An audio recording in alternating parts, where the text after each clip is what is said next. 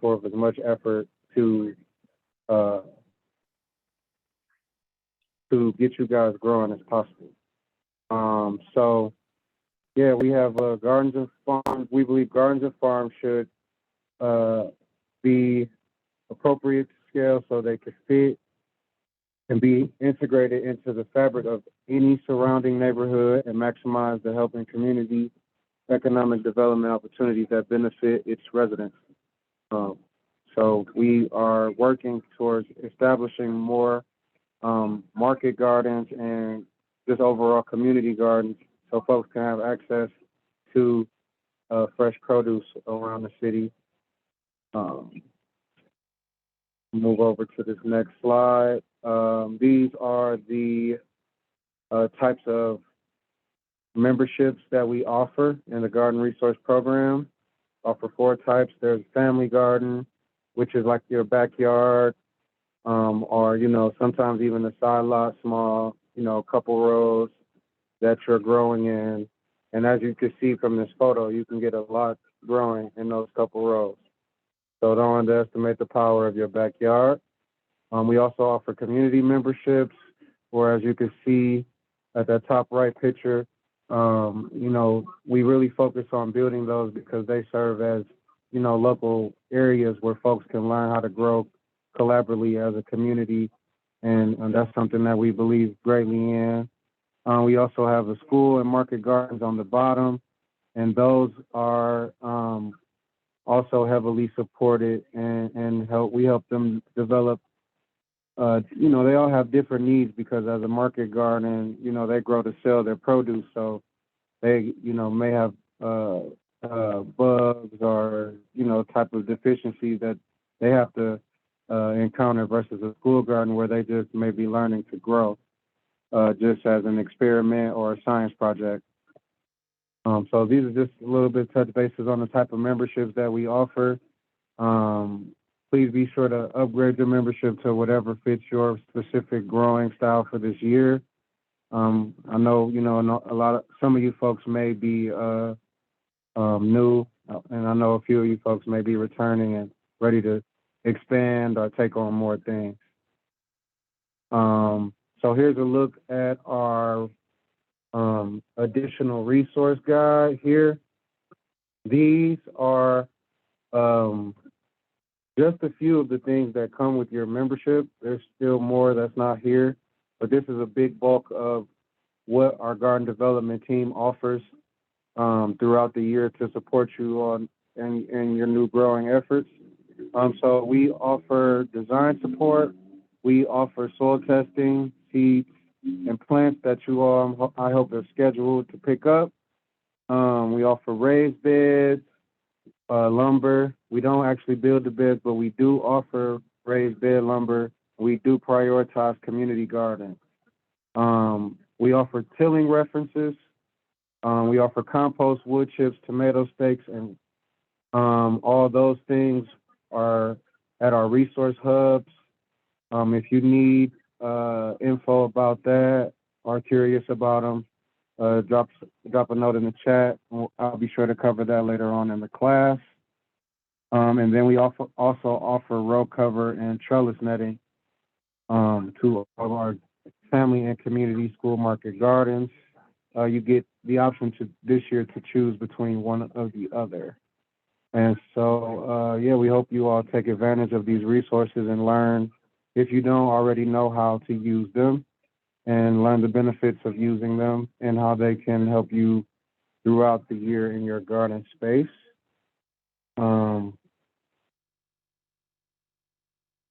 So, jumping into the gardening part of the basic gardening class. Now, it's always important to know before you start a growing space why you're starting it and what is your overall goal and what is your mission behind you starting this space. Is it to save money from the rising cost of groceries? Is it to preserve food? Is it to you want to eat fresher, so you want to eat straight from your garden? What's your reason for growing? Is it you want to change your diet? because these are the things that will be influencing your growing styles that we're going to be discussing later on here in the lesson. These are things that you will need to really think on and know before actually moving and testing soil and whatnot. So you want to know why you're growing. You want to know who will be helping you grow. You want to know how many folks will be in the space.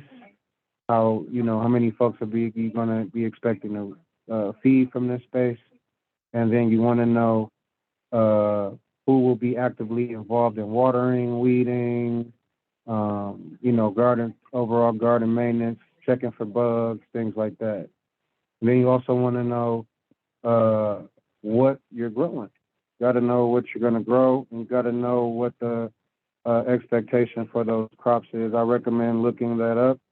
If you are unfamiliar with how that specific thing that you want to grow is grown, then I recommend always doing research. A simple Google search will go really far in describing the types of conditions that certain crops need to grow specifically.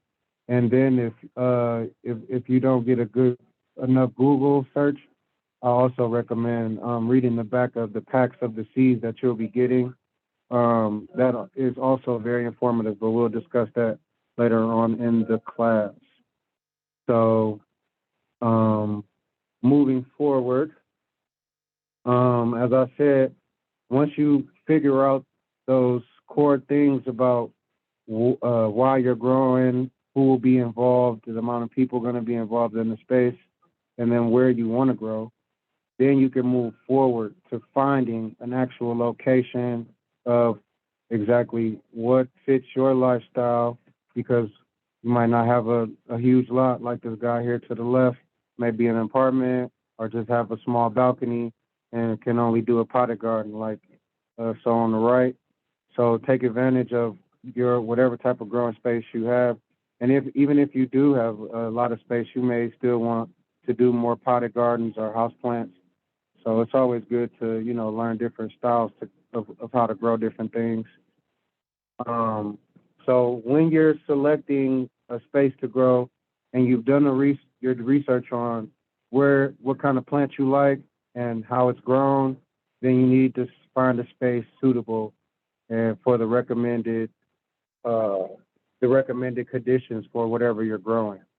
And so, if you're growing on a large scale, or even like a starting on a large scale product in a large scale production garden, or in a small lot, or in a continuation lot, you want to know who owns the site. That's important to know, because you don't want to develop a space and then somebody buys it under you. So always do your research on who owns the land that you're planning on developing on.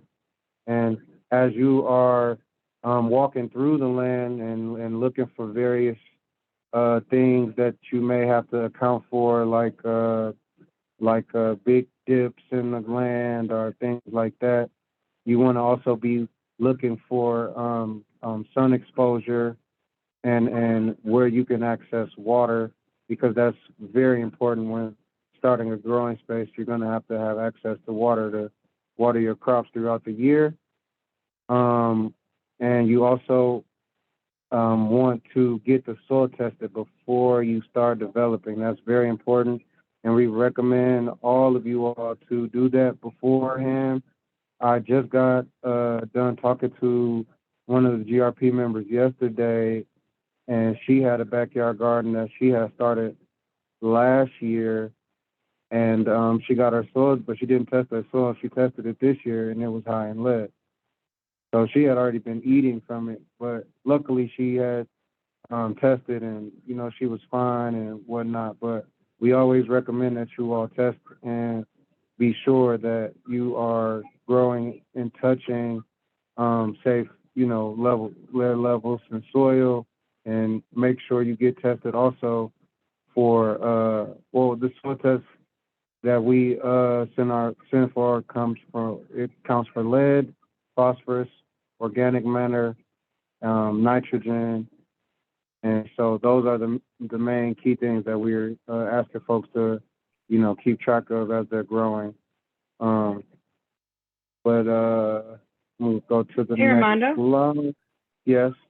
quick question. Can you remind everyone how much it costs to get a soil test done through us? Yeah, so we offer soil testing. So you get a free soil test with your membership. Every year you renew. There's one you get for free. And then they're $30 additionally. So the way we recommend that you all test the soil is you take 11 samples. We upgraded our measurement volume. We need now 4 cups of no more than a 30 by 30 area. So you should take 11 samples within a 30 by 30 area, not all in the same spot. You got to move around within that 30 by 30 area. That's 900 square feet. That's a pretty big space. If you're testing a smaller space, then you can stay within those parameters. But if you're testing over a 30 by 30 area or 900 square feet, then you may need additional tests, and those are $30 a piece. And you can drop off tests that you feel like you can take. You could drop those off at the office days from 11 to 1. And or if you need us to come out and do the soil test for you, that is also an option. And you can go, you get one site visit for free. No, yeah, you get one site visit for free, and we'll come out to the site and do the soil test for you and make sure that it's right. And then we'll send it off, and it usually takes about 30 days from the time that we get it to the time that you get the results back from the lab.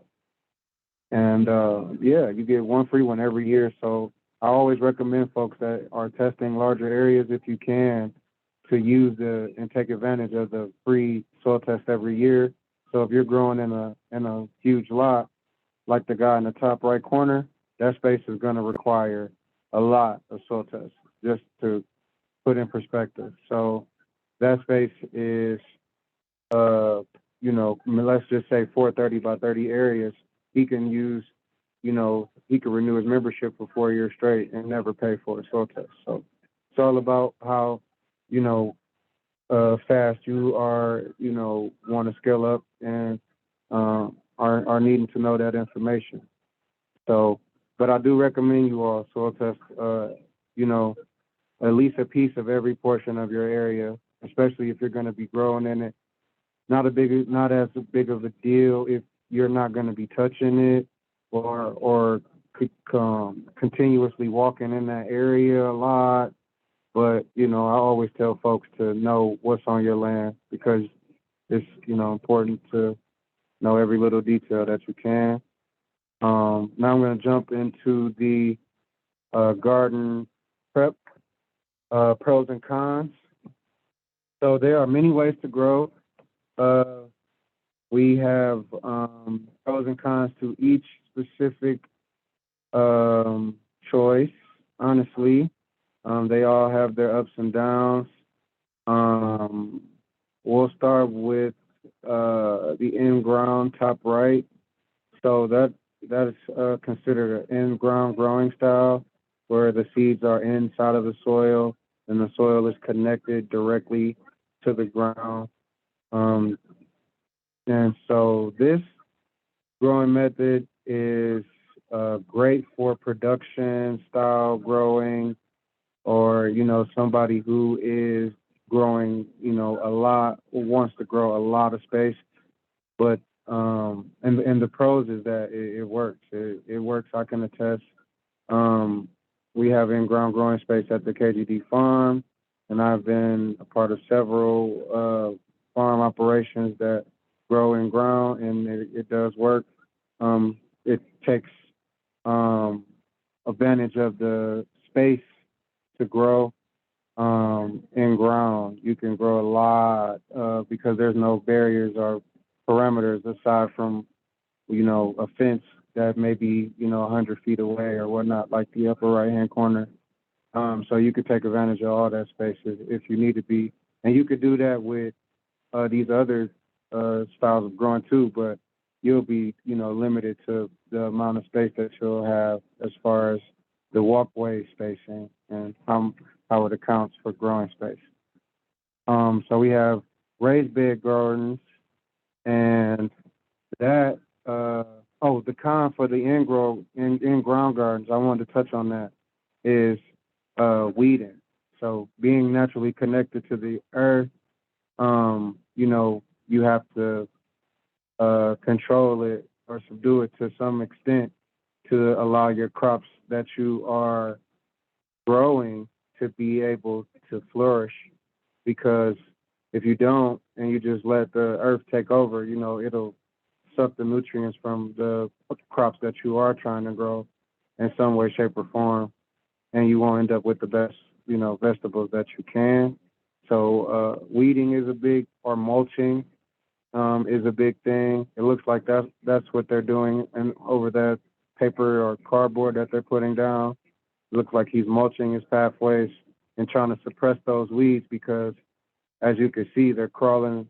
Little green is crawling up to wherever his turnips are, his beets are, and you want to suppress those, especially with those crops that are in ground like that. So just keep that in mind.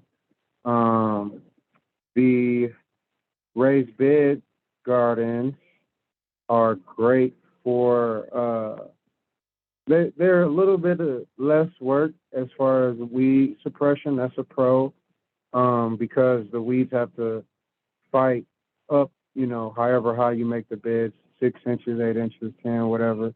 They have to fight. The air has to blow the seeds up that high, so you don't really get as many weeds in the raised bed as you would in the in-ground bed. But a couple cons are that they are very expensive, and the cost of lumber has not gotten any cheaper. And the more beds you build, the higher it's going to be to, grow your production. And so that's pretty much, I want to say, one of the biggest cons.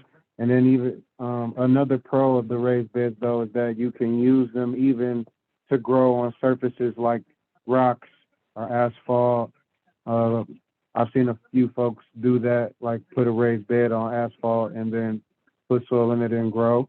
So that's a pro for those folks who don't have, like, if your backyard is all cement and you don't want to break it up and, go through all of that, you can just slap a raised bed right on the patio and grow that way. One of the cons of that, though, is that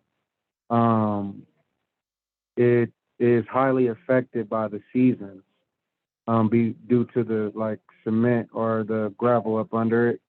So, like in the wintertime or even either season, if it's cold, your beds are going to freeze faster because there's no drainage and it's just water draining on cement. Same thing in the summertime, you're going to have to water because it's just hot cement under your bed. It's going to dry out really fast. So just things to think about as you're choosing your growing styles. We also have a lot of folks take advantage of growing in pots. I do as well. Potted gardens are great. They're great for control. It's nothing like being able to, pick a plant up and move it around 100 times. No feeling like it. Just conveniency at its finest. And they're great just for herbs and weeding and things like that. You don't have to worry about weeding majority of the times in the potted garden because whatever's growing fills up the space so fast that there's no space for any weeds to grow majority of the time. So, and even if there are, it's just super simple to just reach in and pluck it out of the pot, right? So take advantage of that if you can. And we also have different types of indoor growing, whether it be hydroponics, aquaponics, or just indoor growing with a light. Start transplants early. So many different types of indoor growing that you could take advantage of. So, if you guys haven't heard about those things and you're interested, do a little bit of research, see what fits your lifestyle and what you could take on. It's always great to know different ways of growing. Um, so this slide here is just plant basics and a slide to help you all not kill your plants if you're new to the growing and you don't know exactly what to do, or like don't know what's going on here. I don't know how plants work, but I want to learn how to grow. This is a good slide to refer back to. And the class and the slides will be available for you to view back later at your convenience. So all plants need these essential elements, some more than others. And you can do a little bit of research on see if whatever you're growing it needs a lot or a little bit. For example, the image here on the slide, this is looks like a tomato plant, and tomatoes are considered heavy feeders. They need a lot of water and nutrients to grow big root systems and strong tomato production. So there are some crops we won't need as much, but a little bit of research will go a long way. Like I said, just reading the back of the seed packet or a simple Google search will go a super long way in figuring out whatever type of crop, if whatever you're growing and what it needs. But all plants need light to grow, and they use it for food and energy for leaf and fruit production, and just all their energy, like how we need food and water, they need light and water, same thing. And there's different types of lighting elements. So be sure to look up if you're doing indoor growing, the different lumens of light and intensities of light that you are using specific to your plant. It will be important in your timing and how long you'll let it stay on. If you're growing outdoor or in an environment, you'll need, to know if you need to plant these crops in a area that's full sun or area that's shaded out. So always do a little bit of research to know exactly whatever you're growing, if it likes a sunny or shady area. All plants need water, and they use that for, drinking and storing for fruit. A lot of fruits are high in water, and so plants need water to make excessive storage in their fruit shells. So yeah, you need to water some plants more than others. Tomatoes love drinking, so they drink a lot of water. But some crops don't need a lot of water. Some herbs don't need a lot of water, or don't need as much, So make sure to do a little bit of research on what you're growing. Every plant needs drainage of some sort. That's why the pots that you buy come with holes at the bottom. There needs to be some type of way for plants to get air so they can breathe and their roots can breathe. And they also use the drainage in the soil to get different types of minerals as well that come up from when flooding happens and things of that nature. So drainage is important because if you're growing outdoor, in a place that puddles up and you have low drainage, you're going to really struggle with your plants getting air. You may, end up dealing with some circumstances that reflect that, like mold and whatnot. So you want to stay away from areas that are low in drainage, or if they are low in drainage, you want to do what you can to elevate the land level and, create some sort of drainage for your plants to breathe in the garden. All plants need some sort of growing medium for root production. And that medium basically, what soil medium is whatever you're using to cover your plant roots, essentially. That may be soil if you're growing in raised beds or in ground, maybe clay pebbles if you're growing in hydro or aquaponics, or maybe, it's all different types of growing mediums, but whatever fits your system, um, make sure you do a little bit of what, research on whatever you're growing in, whatever you have, you may need to add a little bit or whatnot. So, and that attests to the next thing is nutrients and minerals and amendments. And these can be a variety of different materials that you can use. It's based on wherever you shop. So different grocery stores have different,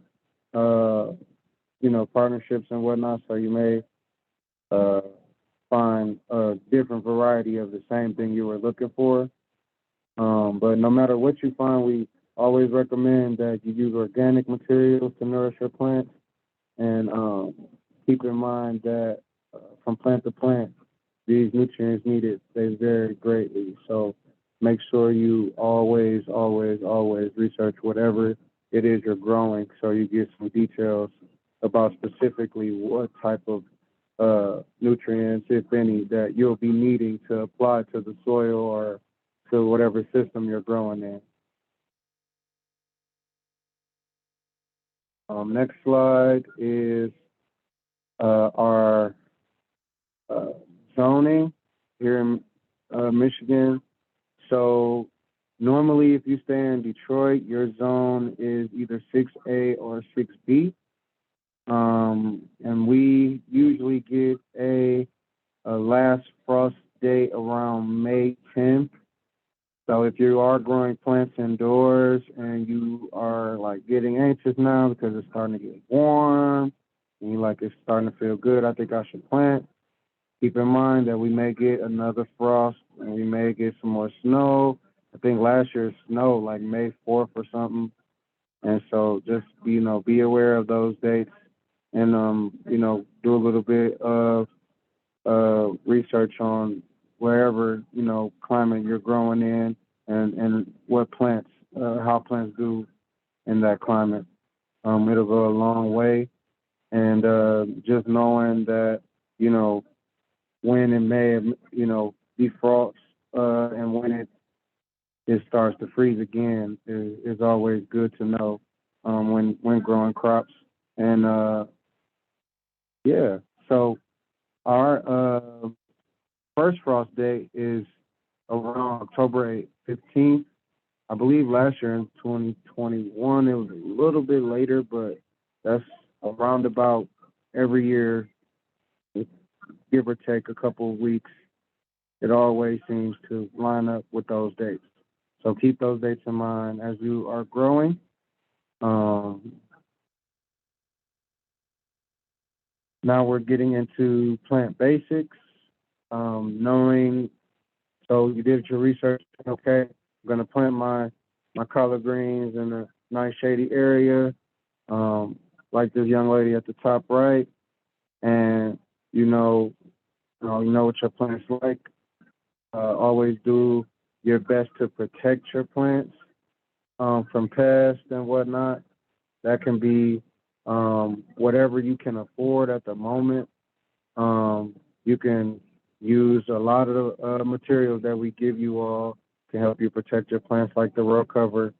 You can use that to cover that section of collard greens, so nothing is just not exposed to the open area. Something could just walk over there and get in it.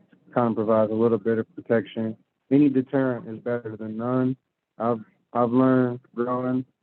So anything you can do to deter, do it, and it'll help you out in the end. Um, and then you want to know you know if you got to seed a plant or if you got to plant it as a transplant.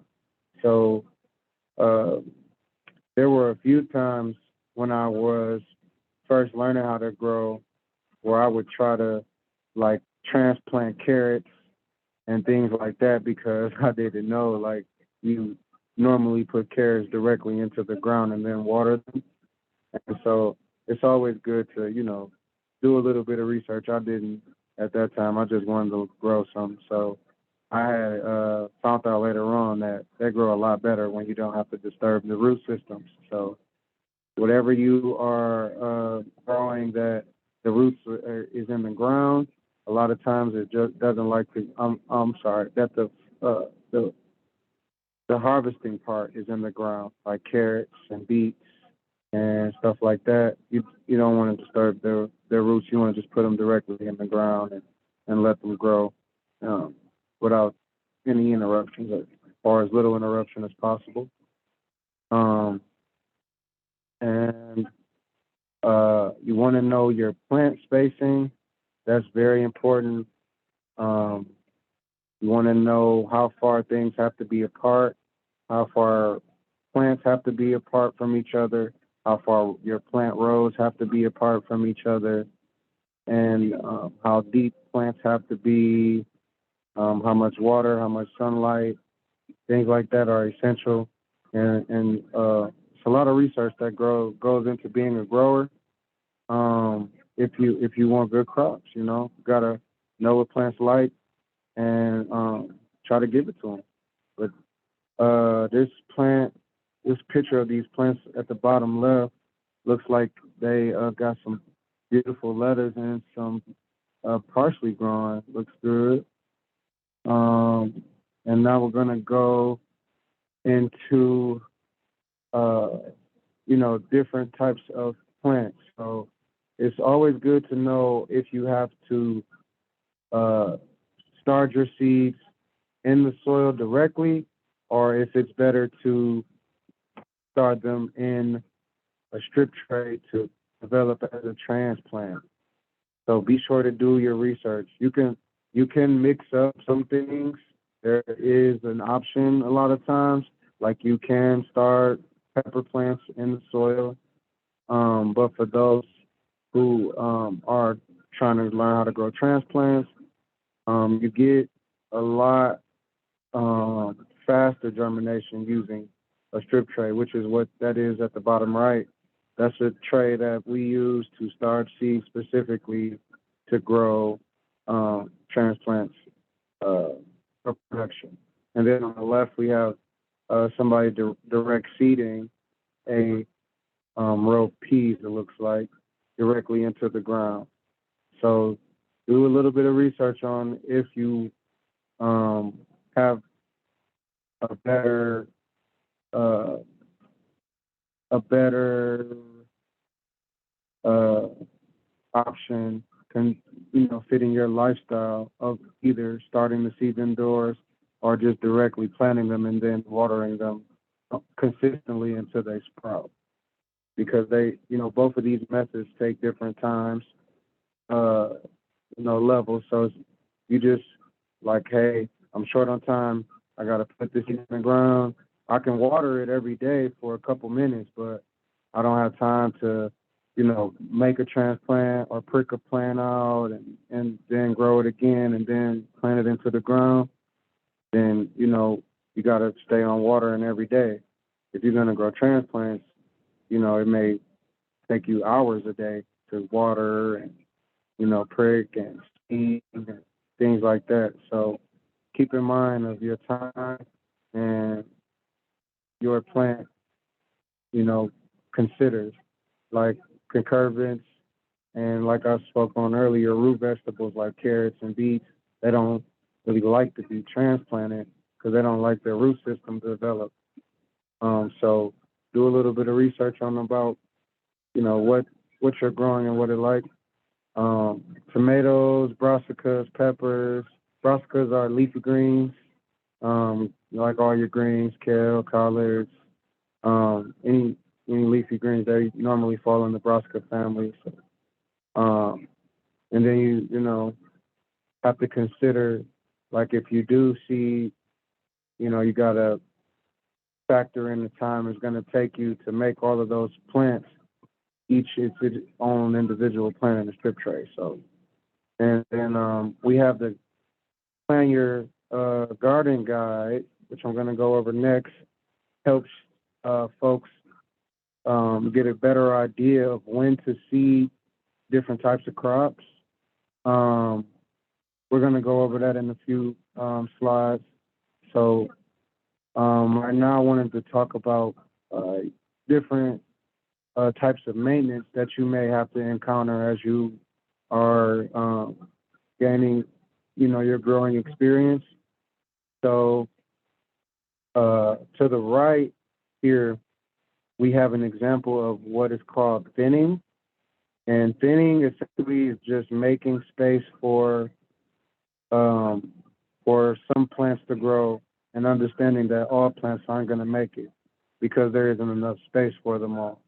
So you do we thin in instances like when you're growing beets, you'll have to thin those out a few times throughout the growing process because they'll be growing, smothering each other out. They're, gonna pass anyway because there's not enough space. They're gonna start suffocating each other.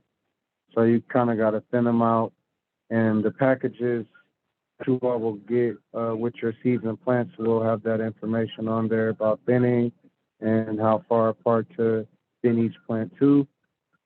So just, read those instructions and get a good idea of how much space what you're growing needs to be able to get, its full growth and full potential. And then you also have to keep in mind, like I spoke on earlier, the amount of time you have to weed and the amount of time you have to maintenance the garden and check for bugs and check if, things are weighing down on your plants or your plants are sagging or weighing down. And check, we have a great example on here on the bottom left of what we call trellising and staking. And so staking is essentially holding a plant up with some sort of material, either lumber or some people use like tomato cages made from a little aluminum or steel or whatever. And, different types of staking mechanisms that you can do. But staking is very important in fruiting crops specifically to support the weight of the crop. Um, like tomatoes need stakes and eggplants and cucumbers need trellising. So trellising is a netting system where vining plants that like to climb can climb up like peas and cucumbers and things like that. They like to climb up on things. So the netting system that you provide for them to climb up and then they can just, let the fruit hang as they grow up the net. As they climb up the net, they'll just leave you cucumbers. And, you also have to consider the bigger the space you have, the more watering you're going to have. The more time watering you're going to have to spend watering, So you have to consider those things when first starting, so you don't overwhelm yourself if you are, growing a big space and not a huge support system. You want to make the garden as easy as to maintain as possible. So there's different types of, watering systems that you can do, but most people just start out with a water spigot and a water hose. So if that's what you got, then you got to keep in mind that, that's all we got. So we got to, how long is it going to take us to water a lot versus, a 10 by 10 area or, a couple raised beds. Lola, we good on questions? We got any questions? Yeah, we're good. I have some questions in my list to Okay. go over at the end, but none that are urgent right now. Okay, cool. Okay, sweet. I'll stay on topic. No doubt. I'll stay on topic. I'll continue on like I was speaking. So these are great examples of the back of seeds that you'll be purchasing. So this is beet, and it is very informative on when to sow outside, specific to zones. It lets you know how deep to plant the seeds.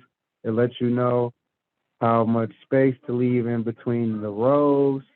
It lets you know how much space you should thin your seeds to. So always be sure to read the back of your packet, whatever seeds you get, whether it be herbs or whatever. Companies put a lot of time into researching these crops specifically to know what they prefer. And sometimes they give you jewels on the back of those packets that you can take advantage of, and it may, help you uh, with a problem that you had last year by just reading the back of the packet. So I encourage you all to do that. And there's a lot of info about the uh, season and days to harvest on the front majority of the times as well, which is important to know if you are planning on, growing something quick, or you need something towards the end of the season that you can get a fast turnaround on. That info could be found in the front as well. Um, so here is the Plan Your Garden guide that we discussed earlier. This has actually been updated with this year's information. So if you have registered to pick up seeds and plants and you already have a slot and you're planning your space, this is a great chance to preview and write down some things that you may be excited to grow and start researching what those things like so you can know how to plan your space, because these are the plants and seeds that you'll be getting. So take advantage.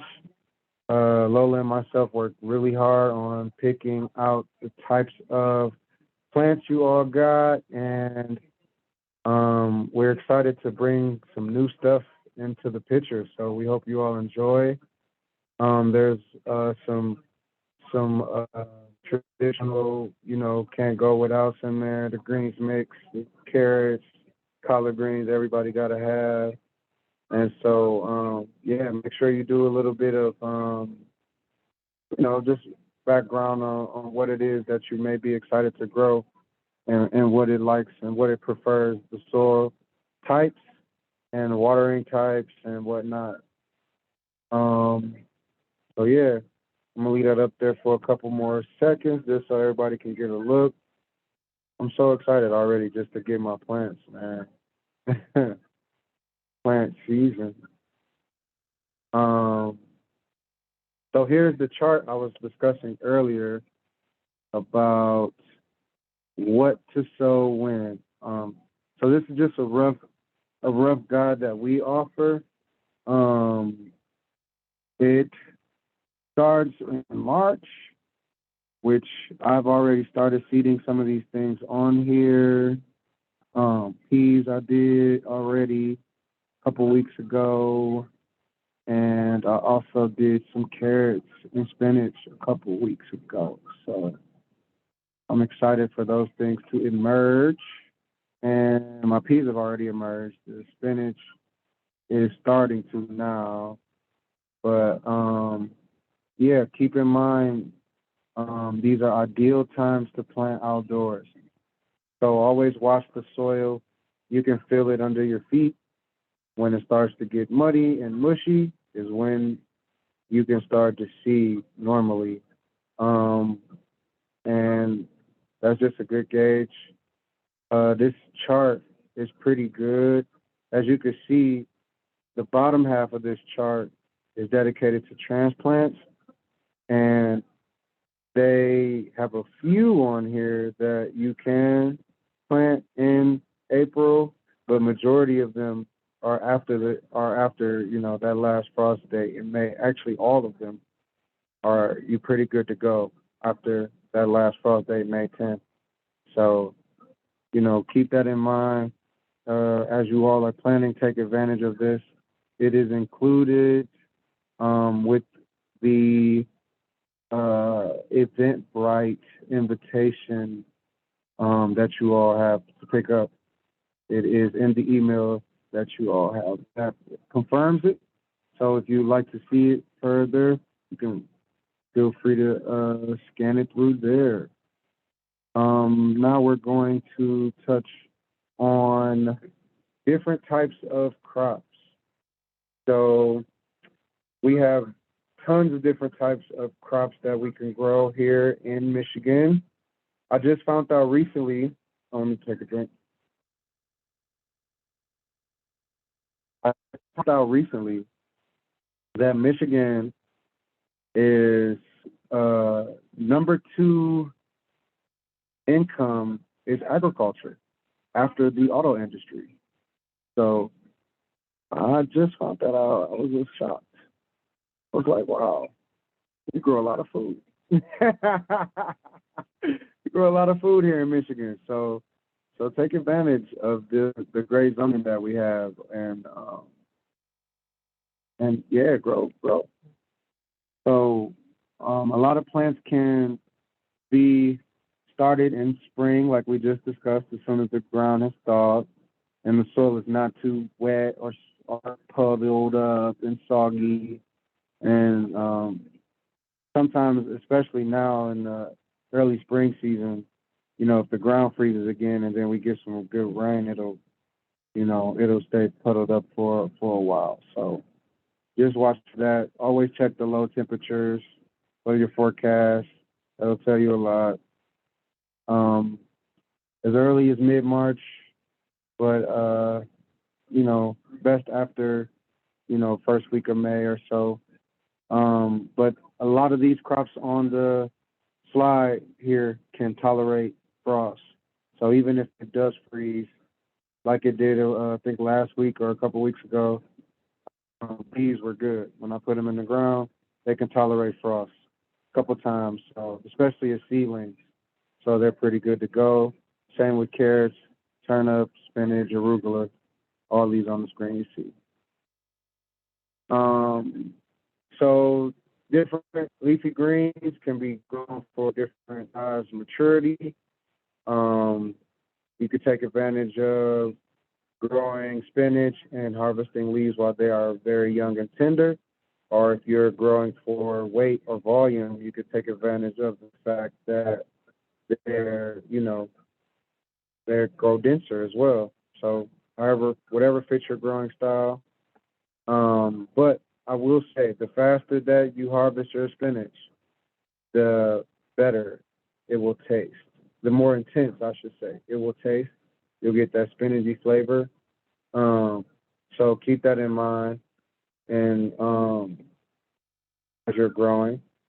A lot of plants are cut and harvest again. Actually, majority of these ones that you see on the screen are um, lettuce mixes are, you have to be very particular with them that you grow, especially when seeding them because you don't want any weeds in your lettuce mix, right? So you got to kind of stay on having that, that consistent maintenance of not letting anything get in there once it starts popping up.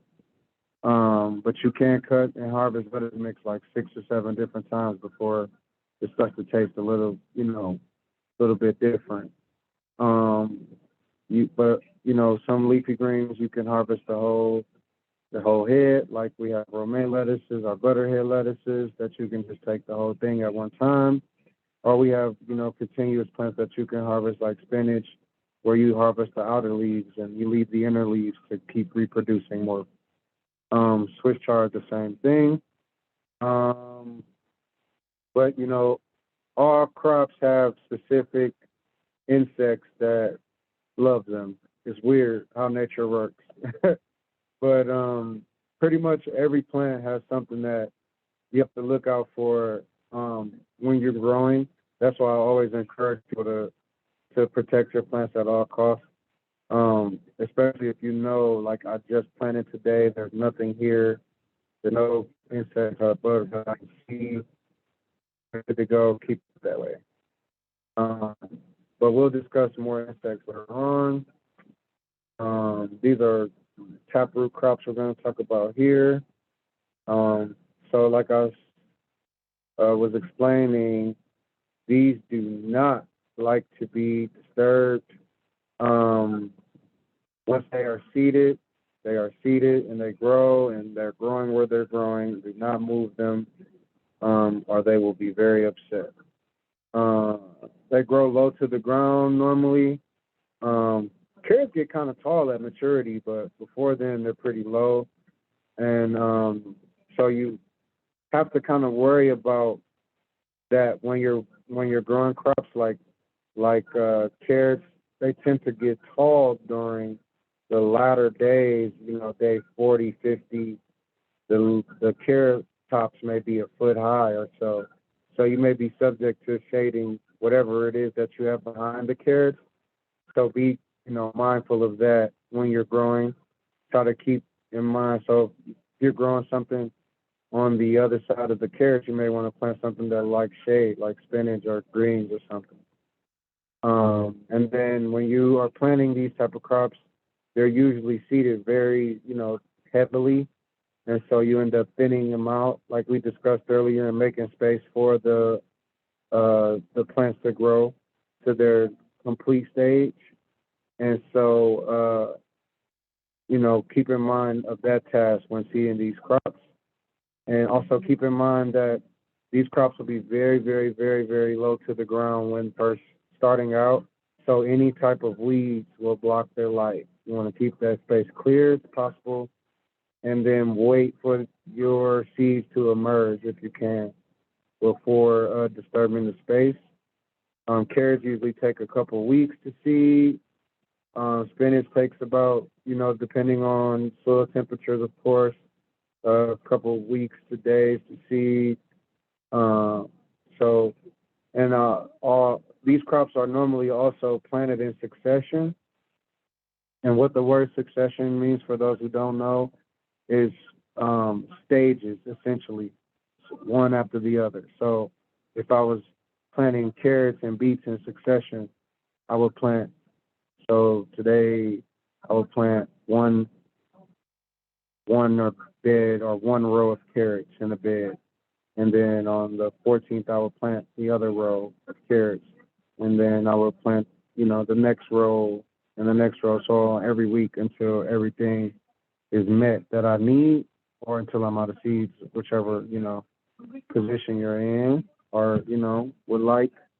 And yeah, so I usually keep my successions within a week or two just to keep up with, like always having something in stock. But you can, plant, especially like if you're planning and growing to eat, and you eat a lot of something, like you like salad, plant lettuce every week.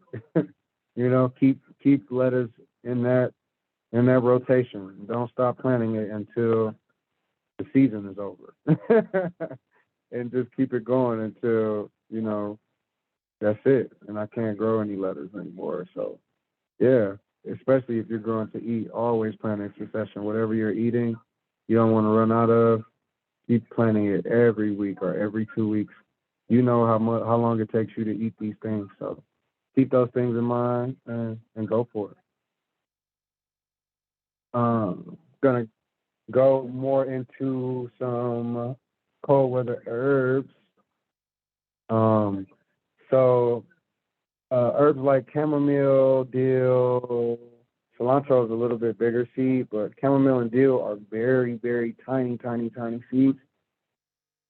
And so they are normally seeded in a patch or a pot style area, secluded for that specific thing. And, just they call it broadcasting in farming language, but you scatter them essentially over an area. Just throw them over the area and cover it, and then you water. They call it broadcasting, but you can broadcast tiny seeds like that, especially in a pot, is really good. Um, you can harvest chamomile by removing the flower heads and placing on a tray to dry. Chamomile smells so good when it's fresh. So does dill. You ever done pickling? You know, fresh dill is great. And needs to be dry. So the chamomile, cilantro can be used fresh or it could be dried. All of these herbs could be dried, but whatever your preference is, do your research on what it takes to get it there. You're gonna dry it, and you want these in your sauce in your herb tray or your herb cabinet, and there you go. You gotta do whatever research you need to know how long it takes to dry that chamomile flower head and how to grind it up and get it into that cabinet. Um, so here are spring legumes. We have peas, both snap and shelling. There are different types.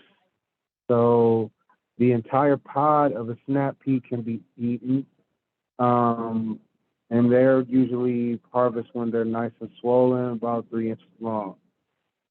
Shelling peas are harvested for the peas and not the pods. So keep that in mind when you're buying your seeds or when you are getting and picking up seeds from the GRP, what type of seeds they are and what, they're best used for. Legumes are great crops. They do require a trellis. Um, Vines grow very, very, very long when supported properly. Um, Peas really don't have that many pests, honestly. Um, so that's great, and they also supply shade once they get mature to different crops. So if you want to plant something behind your peas, they're like shade. That's a great option. And then they also replenish the soil a little bit with nitrogen as well as a legume. So that's pretty cool. Um, so now we're jumping into cold weather transplants. These are things that like to be planted and not necessarily not seeded, but more so that are more commonly planted as mature transplants versus seeds. Um, but you can, like we discussed earlier, start these seeds indoors and get a jump and be ready to plant after what they call here hardening off. Hardening off is just a process where you take the plants from one condition and introduce them into the outdoor condition. So whether that's from your living room to the porch, from your greenhouse to the space where the plants will be planted, it's all the same. It's all the same. So that's what hardening off is. Don't let it scare you, and it does help the plants a lot because you know it helps them with the shock factor of being moved into different areas because you're used to nice 70-degree, 68-degree house, and then you get introduced to Michigan weather abruptly is not fun, So kind of get a plant some time to get acclimated to the space where they'll be growing. They will appreciate it, and they will show, improve that it helps to do things in stages.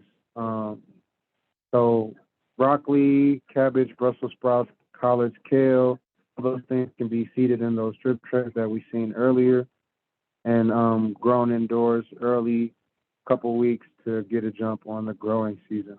And they also germinate really, really quick, most of the brassicas. And most of your like leeks and celery, those things take longer, so you may have to germinate those things a little bit earlier in the season.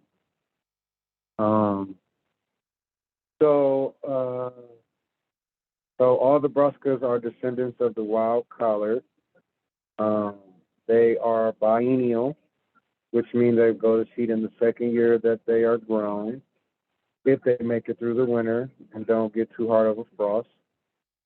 Um, most grow about 1.5 to 2 feet high. I've seen some grow 3 feet high. They grow, all about how you maintenance the plants. Broccoli, cabbage, kale, bok choy, They can be planted again after your early planting and for a fall harvest. And then they can also tolerate some of those first frosts that we get. I know a lot of people commonly hear, I'm gonna wait to get my greens to the first frost because they taste better. So that does ring true. But thing about that is you want to make sure the plants are already mature when it freezes. You don't want to be transplanting baby plants when, a couple weeks. You want those plants to be mature. You want them to be able to survive the frost and have a good immune system and whatnot to be able to fight the, aerial bacteria that'll be around in fall. So keep that in mind when growing these types of crops.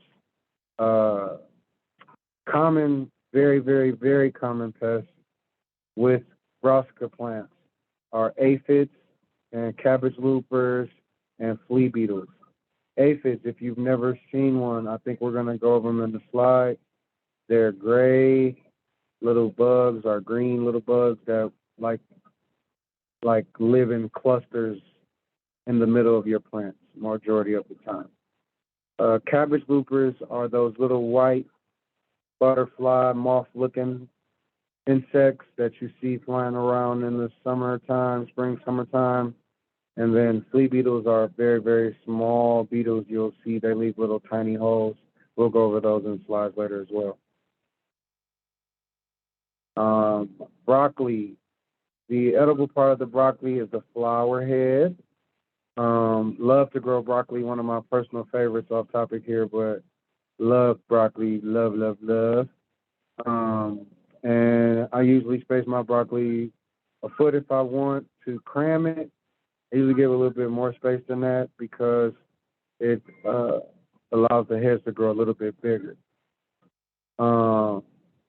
You harvest them by cutting off the little head, the most dominant one, and if you wait too long, it will flower, and you've wasted the whole dominant head of the broccoli. If you're growing broccoli for sale, it is a pretty good market item.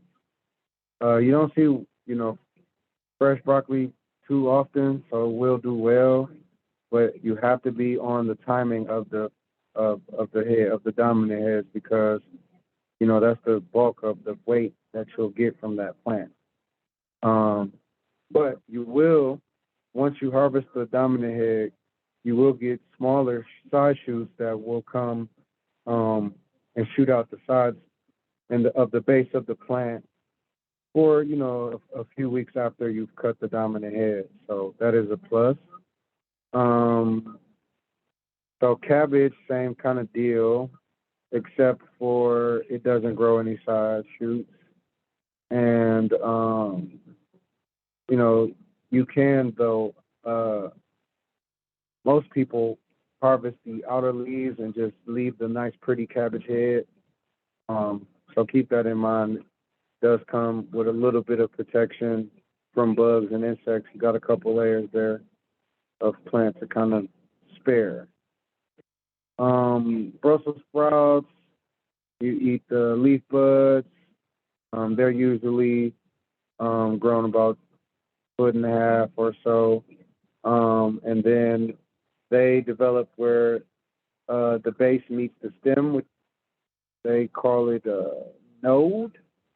But yeah, it's basically wherever the leaf meets the stem or the main stem meets the sub stem, they grow right there, and they are a one-time harvest.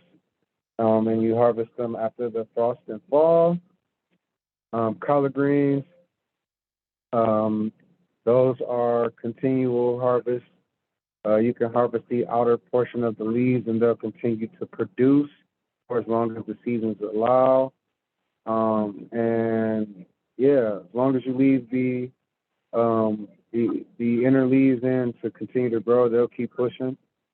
Same with kale, and then bok choy. You can either do the leaf or the head, totally up to you at that moment. Leafy greens, you could kind of do either or, totally up to you. Well, not leafy greens, I'm sorry, Asian greens, like bok choy. There's another one called top soy. You can do the same thing. They kind of, you can play around with those and see what you like. Here's a picture of those aphids I was discussing earlier. They kind of live in clusters underneath the leaves of your plants. There's always a good time to check your plants for bugs and notice anything abnormal. Aphids can be gray and or they can be green, and they can be killed by blasting them with a jet of water. So if you have one of those nozzles with the head that has the different settings on it, you can put it on the jet setting and get up on your leaves and blast them off. It won't kill the plant, and you will get rid of the aphids for a little bit. You may have to do it more than one time, especially if it's an established group like this one you see. The picture under that is cabbage loopers. Those are little green worm-like caterpillars that are found under the leaves of your brassica plants as well. They love brassicas. They really don't bother too much or anything else. But they will eat some other things with normally brassicas. So if you have them, make sure you check the bottom of the leaves. Just a lot of action going on. And then the cabbage looper, the mature cabbage looper turns into the cabbage moth, which is what you see under the looper picture. Is those little butterfly looking insects are not butterflies, they are cabbage moths, and they are laying eggs. Here's a quick image of the flea beetles. These are small body insects, and they leave lots of tiny holes, as I was saying earlier, in your plant. So if you ever grew something and the plants look like this, a lot of little tiny holes, that's flea beetle damage. And you can treat them minimally by row cover and crop rotation. There's a couple other natural amendments that you can use to kill them. But yeah, they're pretty hefty. They stick around once they get around, especially if they colonize. So make sure you watch out for them. Always check the garden for plant damage. So lettuce spacing is about 6 to 8 inches apart. Or there's different types of lettuce like we was discussing earlier. Some you can harvest the whole head. Some you can harvest multiple times by cutting them and allowing them to grow again. No matter the lettuce, though, it is best to harvest lettuce. I've learned this the hard way in the morning time, because if you don't, it is very, very, very bitter. It tastes like grass or something. Just, oh my goodness, it's bad. So if you're growing lettuce and this is your first time growing lettuce and you're harvesting, do it as early as possible before the sun is up. As soon as the sun hits, the plants are making chlorophyll, and it does not taste well. So yeah, and watch out for that when harvesting. And then they also go through a process of what's called bolting, which is basically the plant itself making its own seeds to survive. And that is, if you see bolting, which is basically a stem with flowers coming out the middle of your lettuce or your leafy plant, your spinach and whatnot, you see a stem would look like flowers under there. Plant is bolting, and it probably does not taste as good as it once did. So keep in mind and watch for bolting. Going to get into hot weather seeds now. These plants cannot tolerate frost at all. So be sure to plant them outside after the frost date, which I think we said was May 10th. And And when you do start planting them, it is good to plant them in succession, especially if you have few and far in between. You don't want to lose plants, so plant a few one week, plant a few the next week, just in case. Um, Most hot crop seeds prefer soil temps to be 65 degrees at least to germinate. Um, those are all the plants you see here on the screen, all the beans, all the cucurbits, all the flowers. Those things do not like the frost, so be sure to make sure soil temperatures are reflective of conditions. These are our pole beans here. Um, they need to be seated about 4 to 6 inches apart in rows about a foot and a half apart. Um, Pole beans are great for container gardens. Um, they require a trellis system. Um, you definitely want to get that in before the plants get too big and you have to trellis more than you feel comfortable or that can the plant can handle. Um, some beans take around 20, 60, and 90 days, depending on the variety of beans you have. They have some specialty beans, but they all, fall around 60 to 90 days from the time you seed to the time you're harvesting beans.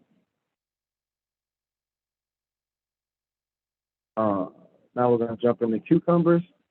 Cucumbers, the spacing is huge factor. 2 seeds per mound spaced at 18 inches apart, foot and a half apart. Um, you could go even further than that if you desire, if you have the space.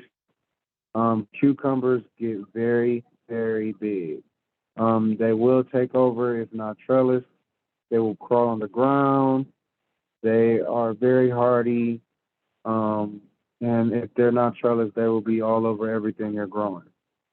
So get a trellis net up, give them something to climb up so they won't take over the rest of your growing space.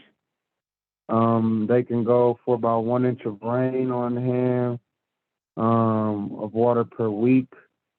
Always harvest your cucumbers after a rain because I guarantee you they're drinking water and they're producing cucumbers, and you are going to have a few new cucumbers after every rain. Believe that. Especially the morning after, always a great day to harvest cucumbers because they drink a lot of water really fast. So, one of the things you have to watch out for cucumbers is powdery mildew.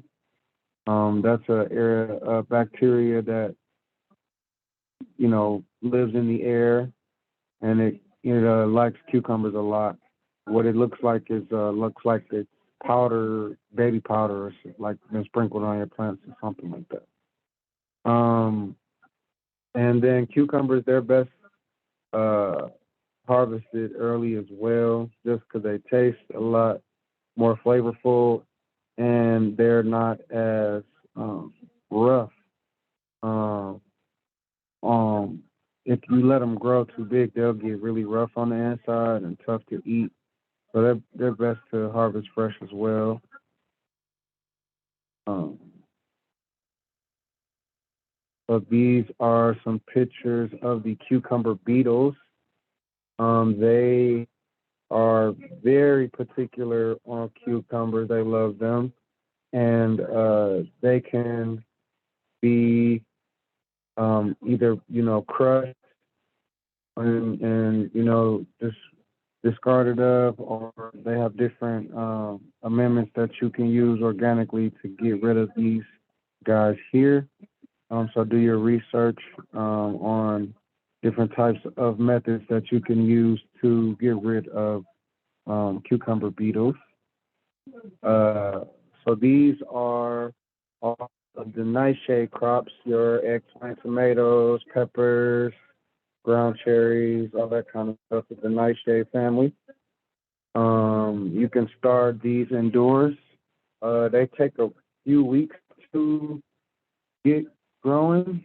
Um, they usually take about a couple of weeks from the time you seed them to the time they start germinating.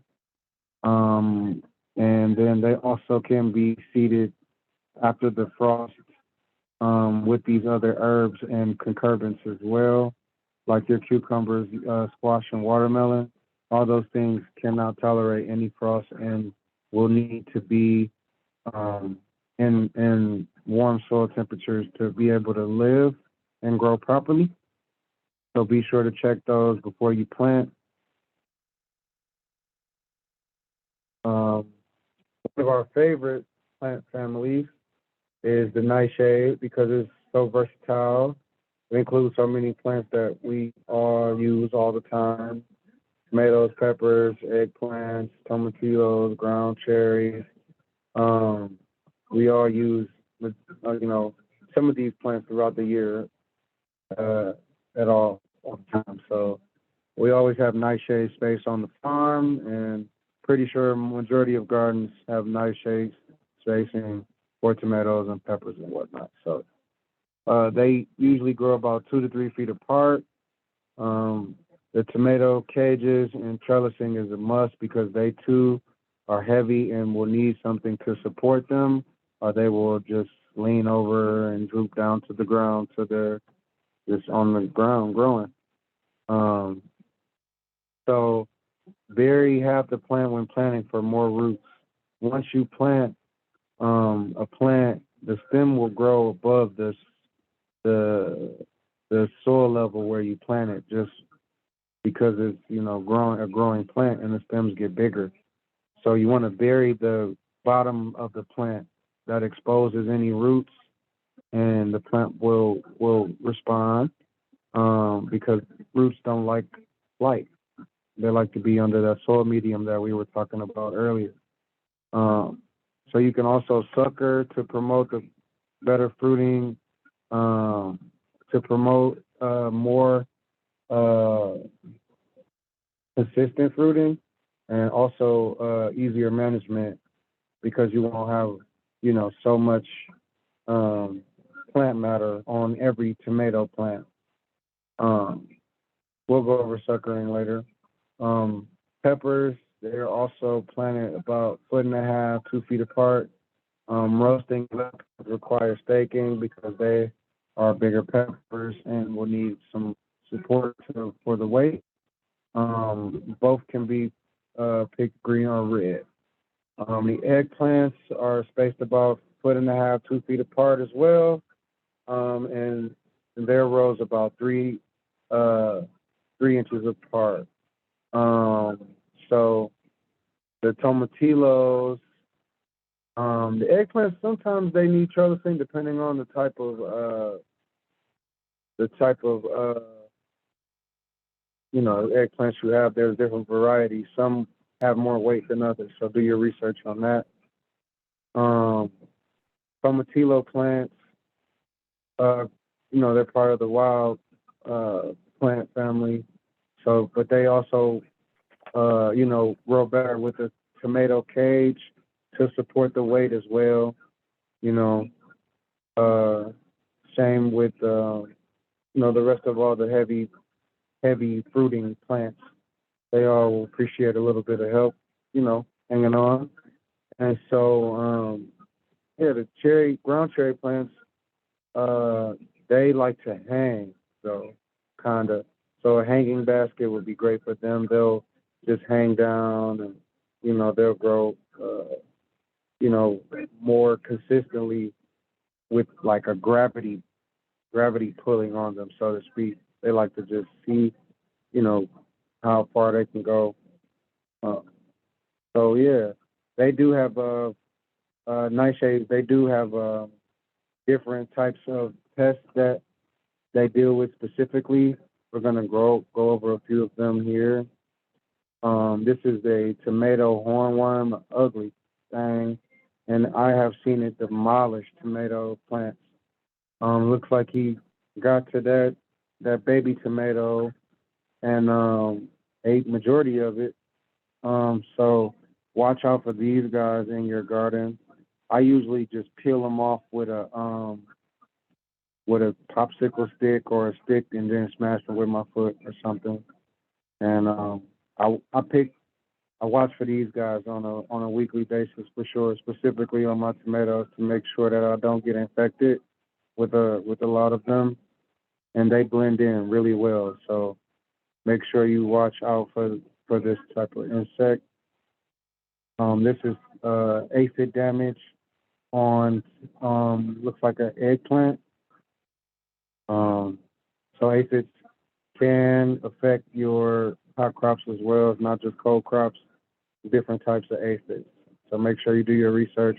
But the same rules still apply with the aphids as far as you know what will affect them and what will how to get rid of them. You can still blast them off with the water hose, no problem. They'll be fine. Um, so yeah, watch out for those. Um, got flea beetles, damage. Those guys, they leave a lot of different styles of damage. Um, Hey, Romano, and real quick. yeah, yeah. Could you explain what suckering is? Oh, right. Okay, yeah. So Thank you. suckering is no problem. So suckering is. Let me go back to this. Sorry, go back a little bit. Boom. Okay. So suckering, right, is specifically done majority on tomato plants. So I'm going to use this as a reference because it's a pretty good one. So there will be basically semi uh, stems that will come from in between the node. So there'll be a tomato leaf here. There'll be a fruit vine here for tomatoes, and then out of the node there'll be another stem, kind of looking like this one up here. But there'll be another stem that wants to come out in between this tomato leaf and the main dominant stem here. You do not want to let this stem get big because what's going to happen is it's going to try to grow essentially into its own tomato plant. And it's going to drag the dominant stem that you have here. It's going to suck all the nutrients from it. And it's easier to maintain and it's better for your fruit production when you eliminate these guys here. So you want to watch your tomato plants grow. You want to allow the fruiting vines to come on the ones that don't have the suckers. But the ones that do have the suckers, they got to go. Even if if there's tomatoes up here, get rid of them because they're just going to suck from the dominant branch of tomatoes that you will have. And the way plants work is they take in nutrients and water through the root, they send it up through the stem, and if you let this sucker take all the nutrients that would potentially go to all of these plants, then these fruiting areas won't be as productive as this one was because now this has begun to suck nutrients away from the existing fruit that the main dominant branch is now producing. Does that make sense? Hope so. But that's essentially what suckering is. It's trying to keep the amount of plant matter in check. You don't want to let this plant become its own tomato plant again. You just want to keep it one tomato plant because this will get huge. I'm telling you. Sometimes they grow as big as the existing plant just because they suck that much energy if you don't get them. So like I said, tomatoes are very heavy feeders, and they suck up a lot of nutrients and water. And you want to make sure that you allow them to put that feeding into fruit production and not into plant matter production, essentially, is what suckering is all about. Thank you. No doubt. Going to go back to watermelons now. So, watermelons are super, super cool to grow. They need a lot of space, 2 to 3 feet apart. One plant 2 to 3 feet apart because they vine out really far. Excuse me, I mulch around my watermelons just to protect the fruits and from it protects them from rotting on the ground, and it also deters squirrels and insects and bugs to come around. All pretty much all the concurrents, the vining plants are susceptible to powdery mildew, so you want to watch out for that and address it immediately as soon as you can. And then they have the spot. So yeah, let's talk about harvesting the watermelon. So as the watermelons sit in the garden and grow, as they grow, they'll develop a spot in this particular area wherever they're sitting on the ground. It'll kind of be like a birthmark, like it's just a spot where there's no color, you know what I mean, of where the watermelon was, or if there's, it's a different color of the overall watermelon. It may be white, green, or yellow. And then the tendril, which is basically essentially a little tentacle that holds the fruit. They grow on cucumbers and all the concurrent plants mostly. And they also, beans also have tendrils as well, and peas do it as well. And they just like curly little tentacles that climb onto things. And once you see the tentacle has dried out and became like brown and whatnot, that's how you know that that plant is done. It's exhausting energy into that fruit. And that's a good indicator that it's time to harvest there once you start to see that. And then they also have a like thumping mechanism that you can kind of hear. It's like hollowed out. That's a good indicator there as well that the watermelons are ready to harvest. And then if you hear a thud or it doesn't sound like you're just hitting a wall, then that's a pretty clear indicator that you probably need to let the watermelon stay down a little bit and grow some more to mature. Summer squash can be planted about 2 to 3 feet apart. They get really big as well. At least they drink a lot of water as well. Really heavy feeders. And, once they're established, they're pretty hardy. They're also susceptible to powdery mildew because they have, so much, their leaves are huge. So it makes the plant spacing a little bit cluttered for them to, get that airflow through there. And yeah, so the squash you can harvest,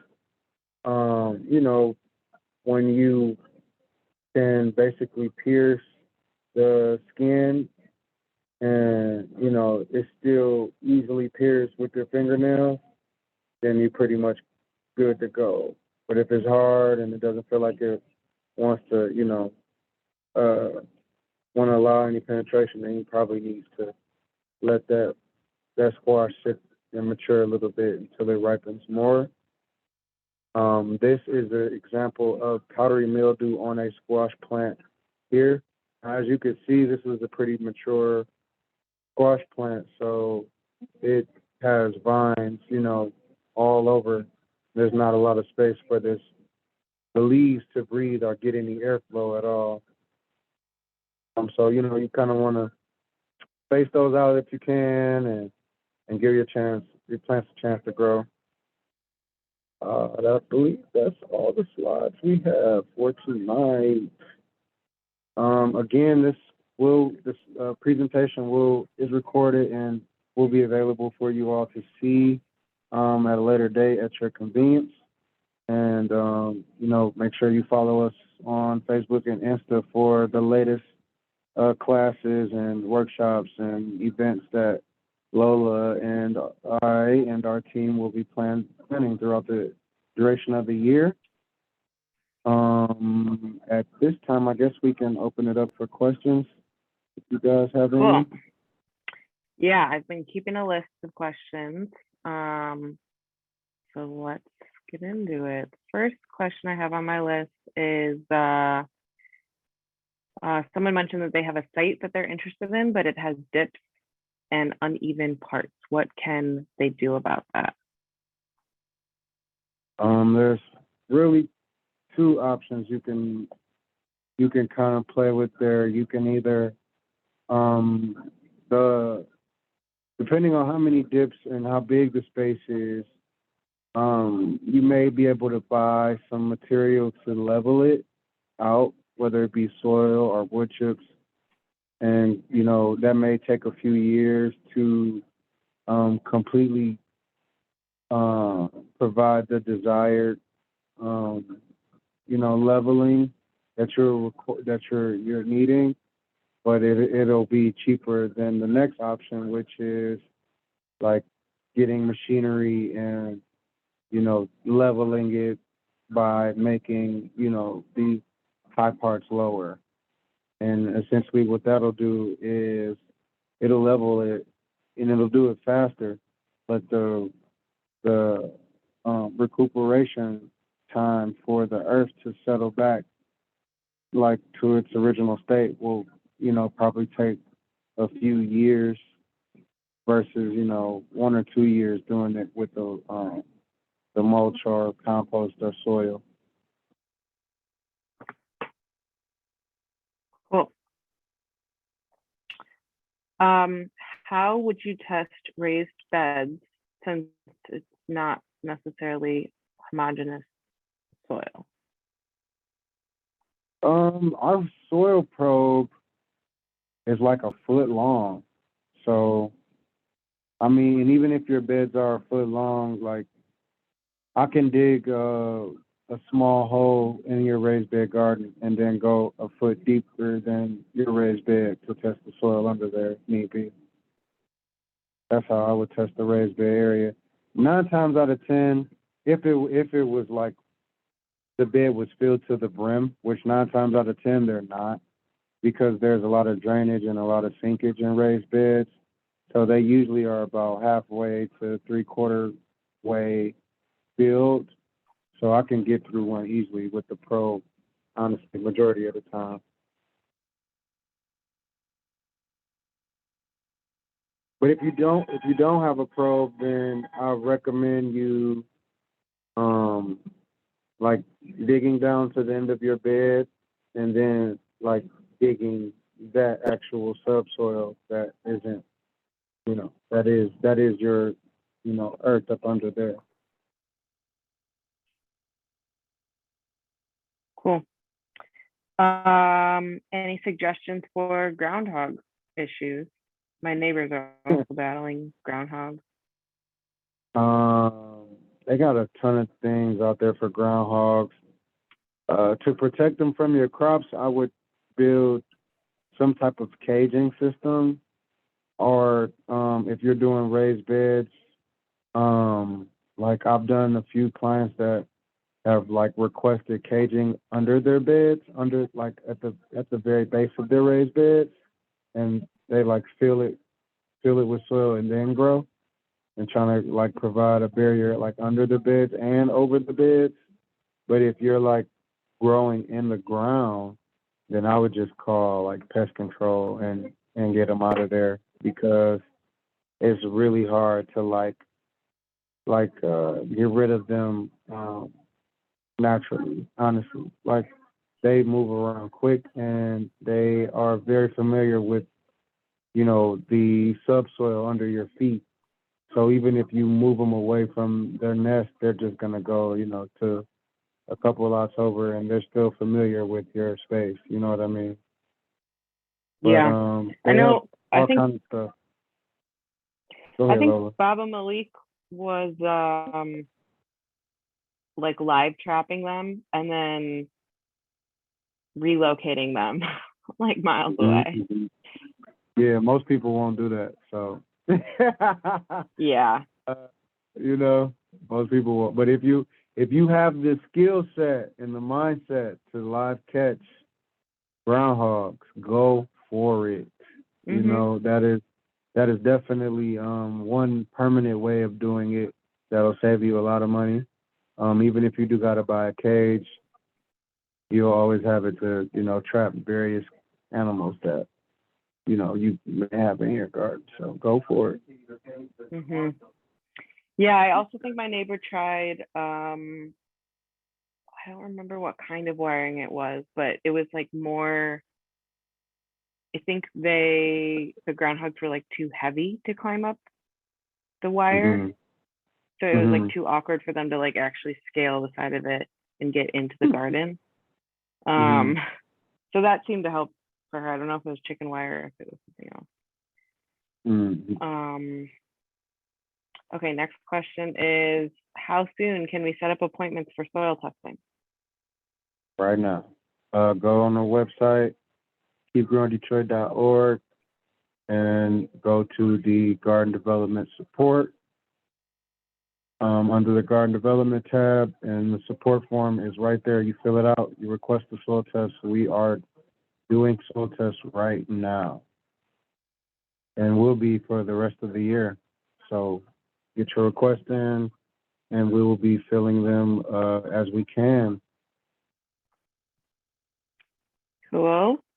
Um, what are your thoughts on easy DIY ways to make watering systems? Mm, that's a great question. It doesn't take much to make a like. It doesn't take much to make either your own water catchment system or your own irrigation system. Um, One thing, the most important thing is to make sure that the water is clean that you're catching or in using. If you're going to be catching, you want to make sure that you are painting your reservoirs and whatever you'll be storing water in to prolong the shelf life of it. Because after a certain point, you know, if the water grows algae or bacteria, you don't want to put that over your crops or on your crops because it could grow, you know, bad bugs and bring bad bacteria to your space. So you don't want to play with rainwater that's been sitting for a while.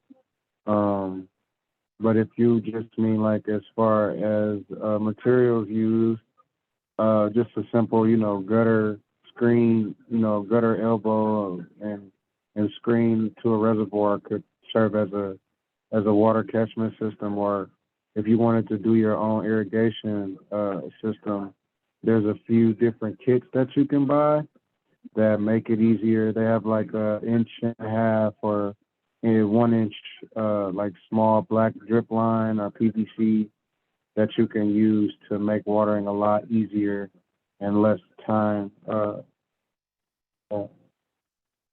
yeah, in less time.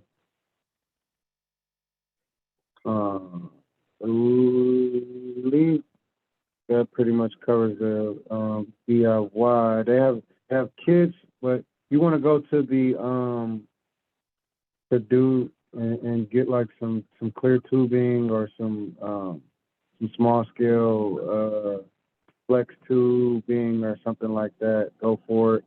Just make sure that you know you don't have any leaks or and that you're using the proper tools to do the job and you know as properly as possible. After you've connected everything, make sure you check for leaks and you're good to go. Nice. Um, is it okay to have irrigation for seedlings, or is it best to set up irrigation once your crops are a bit more mature? Um, this person was thinking about drip irrigation. Okay. Hmm. Me personally, like this is preference now. Me personally, I prefer to um water seeds and new transplants overhead for a couple weeks until they are mature, and I know for certain that their root systems can reach the drip line because most drip lines only have water every so many inches. And so if you aren't careful, you'll lose plants by, not watering evenly throughout the garden. And it'll, cause, missing plants and inconsistencies in the beds when you don't secure and make sure that the plants can reach, the drip irrigation in totality. Like every last one needs to be strong enough to reach drip irrigation. So I usually wait a few weeks. I water overhead in the morning or very, very late in the afternoon to prevent sunburn from watering in the midday. And after a couple weeks of growth, then I see, pretty good growth around all the parameters. I'll install the drip edge and then mulch really good. That's a great question, though. Um,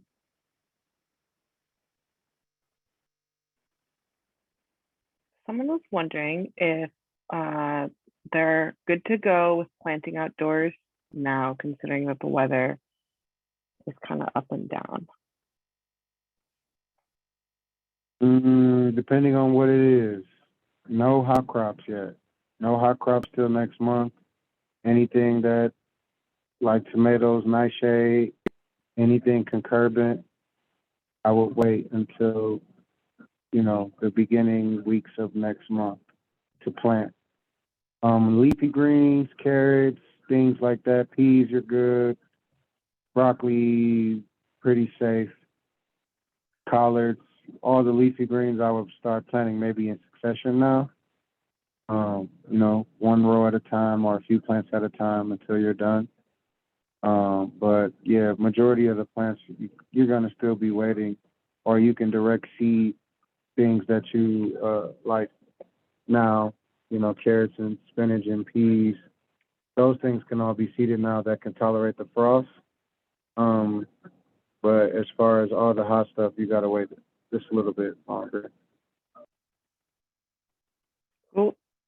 Um, so earlier you mentioned the broadcast sowing method for herbs. Um, and they were wondering if it's best to do that method in a container or if that method can be used um, outside of a container as well. You could do it outside of the container. I've seen it done both styles. Seen it done a lot of styles. I've seen a raised bed just broadcasted with specific things, So you can do it. You can fit it to whatever style you like. Um, the thing about broadcasting, especially if it's not outside, if it's not in the pot, then you have to set the parameters of the broadcast. So, that may mean pricking or plucking some plants that are outside of the perimeter that you set and the space that you set, but it can be done, and in the ground and in pots as well. It's no problem. In a pot, though, it's just more control and, they're all right there. You know what I mean?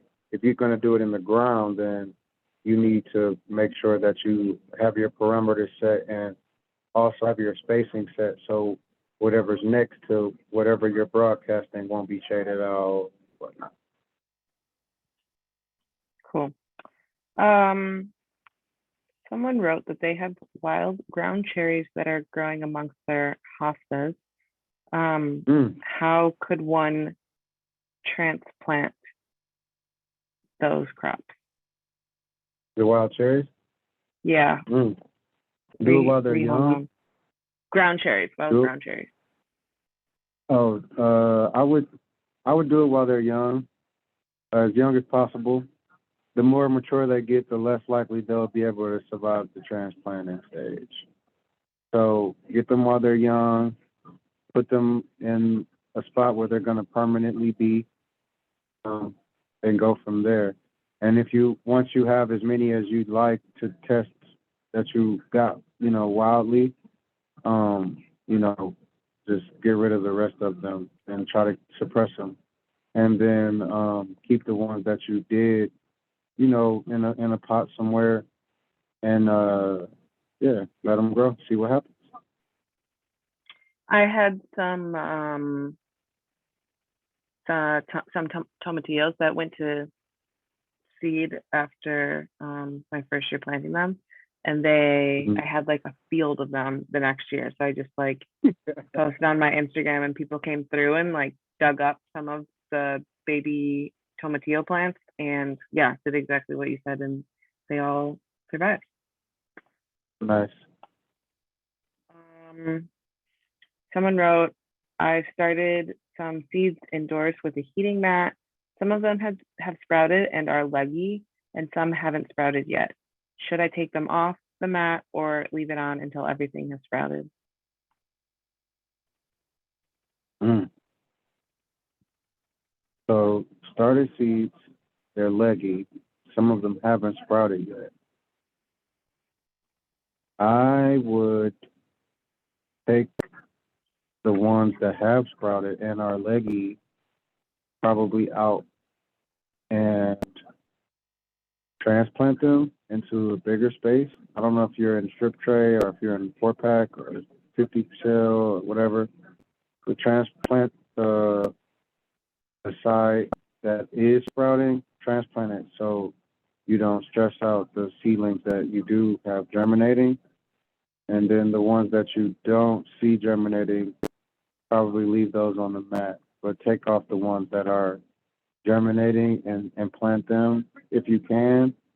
If you can, then just try to stick them back down in there and make them work harder, and hopefully that your other seeds will sprout and go from there.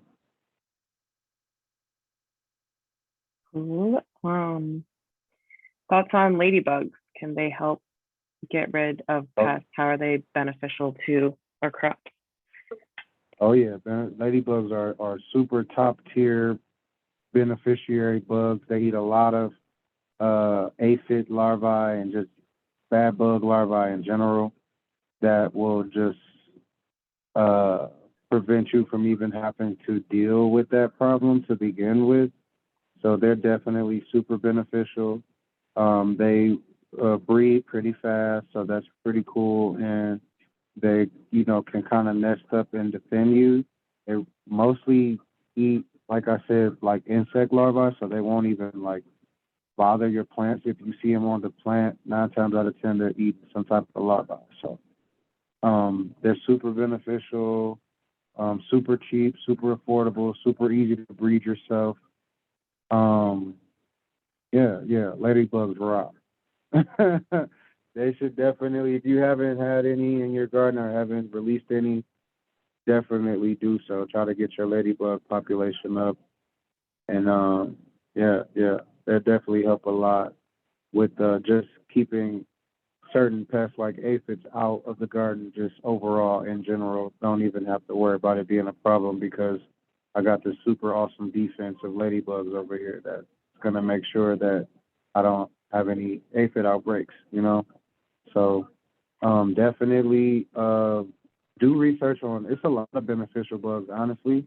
Do your research on and see what fits your environment, and what you can get locally to kind of keep bad pests away. Wherever you shop, you'll find different stuff, different places. But there's a multitude of beneficial insects, but ladybugs are definitely high on that list. Nice. How does one differentiate between female and male squash flowers? It's the blossoms. The blossoms tell. Squash blossoms are big money. I found that out recently as well. So the blossoms, some of the blossoms will have perfect flowers, and some of them will have imperfect flowers, and that's how you tell. The perfect flowers have both male and female parts, and the imperfect ones don't. And that's how you identify them. And I don't have a chart to show you all today, but if you Google, male or female parts of the squash of male or female plant parts, flower parts, it'll give you a pretty good diagram of how to identify the anther and whatnot. So yeah, that's how you identify though. You got to look inside the blossom and look and see what you see. Cool. Are there products that can be used to enrich the soil? This person's soil contains a lot of sand. I was wondering how to make it more nutrient rich. I would add some composting and like worm castings and topsoil, things like that. Mix those type of soils into that sandy soil so you can try to generate some loam and, keep adding year after year until you're at the desired, loam you prefer. But sand is a lot. It's easier to add to. So you shouldn't have a problem like just mixing things in or layering things in the soil and letting them, leach down into the sand and mixing it all in. Cool. Soil recommendations for raised beds. I didn't hear you. Sorry, soil recommendations for raised beds. Soil recommendations? For raised beds, yeah. I usually put like a mix of 50-50 compost, topsoil in my beds. If I can get it, that's what I prefer to use. That way I know it's some nutrients and some like fluff, if you will, to my soil. You don't want it to be too just stemmy and whatnot. So sticks and stems and whatnot. You want a little bit of like fluff in your soil. So I usually mix those and then add worm castings to cap it off, and then I'm ready to plant. Cool. Let's do maybe two more questions.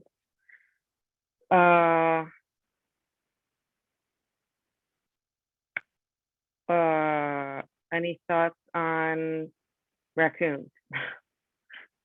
Any thoughts on who? Raccoons.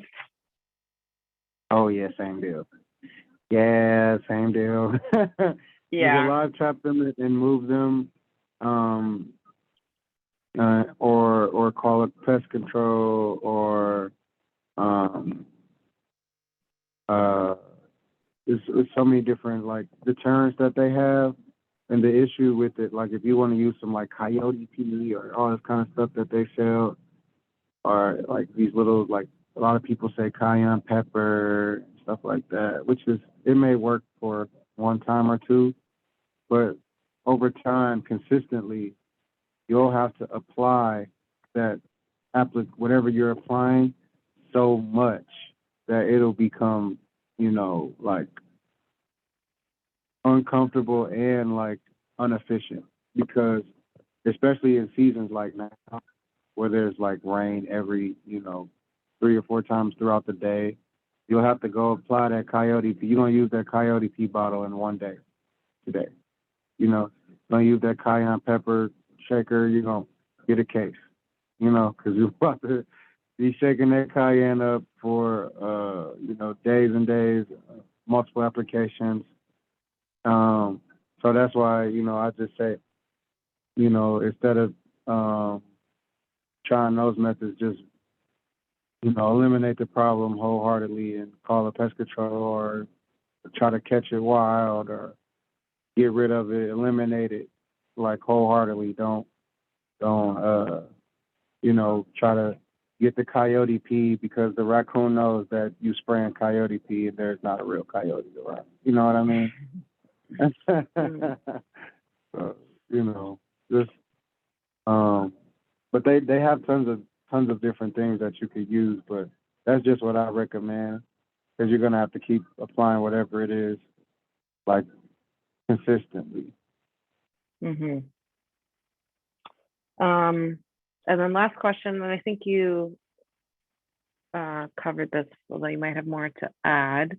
Someone mentioned that they have rain barrels for water catchment, and they're wondering if there's anything they need to add to the water to keep it safe, or do they just need to use it within a couple weeks? And I know you talked about, I think you mentioned if you're using water from a rain barrel, trying to like focus on the roots, right? Did we go over that? Mm-hmm. Mm-hmm. So that you're not getting it on the leaves and you're not just like eating that rainwater. Yeah, don't let the rainwater sit. Don't let it sit. Use it as fast as you can. And if you can avoid overhead watering with rainwater, try to do that as well. And try to incorporate it in any type of drip system that you have is better than overhead watering it. But definitely try to use the water as fast as you can. Don't let it sit, even if your containers are painted. Like the algae will come. Sunlight penetrate, very deeply into mostly everything. So the plastic is no different, and there will be algae eventually. So try to use the water as fast as possible. Mm-hmm. Cool. Oh, and then any thoughts on sonic sound vibrations to help with pest control? I've never done any research on that, honestly, but I would be super interested in learning more about it. Honestly, that's definitely an alternative that may save folks some time and energy. Yeah, I would look into it. I've never done any research. I've never used it, so that would be something that I'm definitely interested in learning myself. Cool. All right. Well, thank you all for your questions. Yeah, thanks we for actually coming. made it through the whole list. Sweet. And right on time. Right on time. All right. Well, thank you all for joining us tonight, and we hope that you all learned something. If you have any particular questions or any super advanced questions that we don't have time to answer today, you can feel free to email me at Ramondo, ROMONDO, at keepgrowingdetroit.org, and I will get back with you in regards to how I have dealt with it and experienced it in my growing experiences. So definitely look forward to seeing you all at the distro, and hope you all got your planting space ready and are in alignment with what you are growing and how it likes to be grown. That's a lot of It will save you a lot of time and trial and error just researching before you get the actual plants and seeds, what it likes, guaranteed. But yeah. Cool. You got any last words from you, Lola? We are looking for some volunteers to help out with cold crop distribution next week. I put the link in the chat. Let me see if I can find it. Here we go. I'm gonna here. So if you are interested and available in joining us, we would love your help. Next Tuesday and Thursday, correct, Ramona? Or next Monday and Wednesday? Next Monday and Wednesday. Next Monday and Wednesday. Glad I asked. Yep. Yep. Cool. Yeah, we just need some Next help Monday and Wednesday. Oh, go ahead, with registration and showing people around the farm, right? And helping people choose their transplants and their seeds.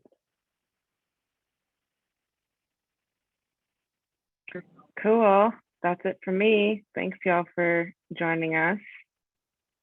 And thank you all. See you soon. Appreciate the time. See you soon at the distro in after. Peace. Peace.